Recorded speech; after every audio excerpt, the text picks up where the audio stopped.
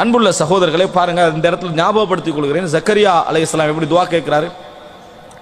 ரப்பி லா ததர்னி ஃபர்தம் வ அன்த கைருல் வாரிசீன். யா அல்லாஹ், என்னை தனியாக விட்டு விடாதே, நீதான் சொத்துக்களுக்கு சொந்தக்காரராகின்றவர்களிலேயே மிகவும் சிறந்தவன். வ அன்த கைருல் வாரிசீன், சொத்துக்களுக்கு சொந்தக்கார அடுத்த பிள்ளை தானே வரும், பிள்ளையே இல்லாட்டி கூட நீ தான் என்னது சிறந்தவன், என் சொத்து உனக்கு அல்லாஹ் தான் அதை பரிபாலிக்க போறான் அப்படின்னு அவர் என்ன செய்யறாரு சொல்றாரு. அதே போல இன்னொரு இடத்துல அல்லாஹ் தஆலா எப்படி சொல்றார்? ذிக்ரு ரஹ்மத்தி ரப்பிக அப்தஹு ஜக்கரியா இத் நாதா ரப்பஹு நிதாஅன் கஃபியா. எப்படி சொல்றாரு? அதாவது யா அல்லாஹ், அல்லாஹ் ரப்புல் ஆலமீன் ஜக்கரியா அலைஹிஸ்ஸலாத்துக்கு கொடுத்த ரஹ்மத்தை ஞாபகப்படுத்துகின்ற வசனங்கள் இவைகள் அப்படின்னு சொல்லிட்டு அவரு கஃபியாக, அதாவது பணிவாக தாழ்ந்த தாழ்மையோடு இறைவனை அழைத்தார். எப்படி அழைத்தார்? யா அல்லாஹ், நான் எனது முதுமை அடைந்தவனாக இருக்கிறேன், எனது தலைகள் வஷ்தஅல ரஅசு ஷைபா, எனது தலைகள் எல்லாம் பழுத்து விட்டன, அதே நேரம் எனக்கு ஒரு குழந்தையை தா.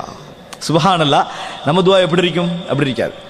நிலைமையெல்லாம் மோசமாக இருக்கிறது, எனக்கு குழந்தையை தான். நம்ம எப்படி கேட்போம்? அல்ல இது ஓகே, இதுவும் ஓகே, இன்னொரு 5 தான் மிச்சம், இது மட்டும் நீ என்ன செஞ்சிரு தந்துரு. நமது துஆ அப்படி தான் இருக்கும்.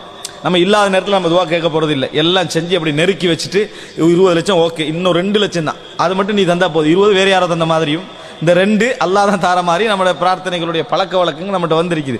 ஆனா அவர் எப்படி துஆ கேட்கிறார் ஜக்கரியா அலைஹிஸ்ஸலாம்? அப்படி அல்ல, எனக்கு எதுவுமே இல்லை, வஷ்தஅல ரஅசு ஷைபா வலம் அகும் பிதுஆஇ ரப்பிக பிதுஆஇ ரப்பி ஷகியா.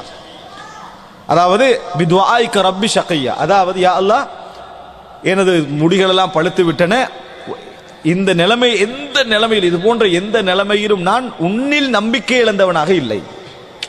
எப்ப நான் உன்னோட விஷயத்தில் நம்பிக்கையோடு தான் நான் என்ன செய்திருக்கிறேன், இருந்திருக்கிறேன் என்று துஆ கேட்டான்னு பார்க்கிறோம். அதனால் அன்புள்ள சகோதரர்களே, குழந்தைகள் என்பது இறைவனுடைய மிகப்பெரிய செல்வங்களிலும் மிகப்பெரிய அருள்களிலும் ஒன்று என்பதை நாங்கள் புரிந்து கொள்ள வேண்டும்.